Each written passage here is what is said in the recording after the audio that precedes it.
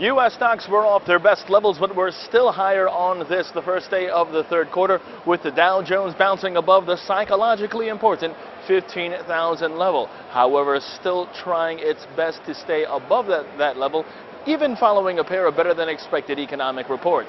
Now, the major averages, they did close higher for the quarter, and the Dow Jones posted its strongest first half performance of the year since 1999 last week. So far for the year, the Dow Jones surging more than 14%, while the S&P 500 and the Nasdaq, they've spiked more than 13% each. 5, 4, 3, 2, 1.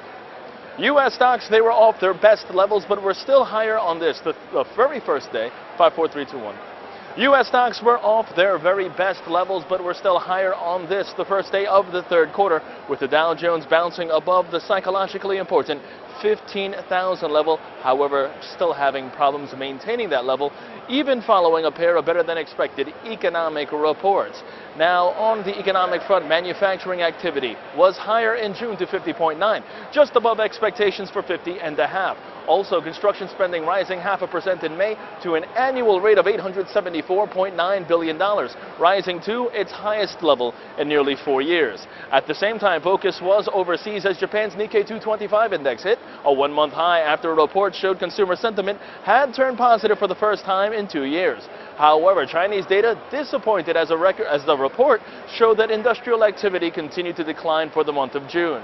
And with this week being extremely light on earnings, oil rebounding from earlier lows, and the euro trading higher on strong EU manufacturing data, it looked to be a good start to the week and the third quarter for the big board. Speaking of which, taking a look now to see how the Dow Jones has performed during today's trading session, the Dow Jones is on the upside, 65.36 points to settle in below 15,000, but not by much, 14,974.96. Now we take a look first at today's major movers and shakers. Apple today in rally mode after the tech giant filed for an iWatch trademark in Japan, implying that the company is working on developing a possible smartwatch. And Zynga surging today after a report by tech news website All Things D stated that the social game provider could replace its CEO Mark Pincus with Microsoft executive Don Mattrick.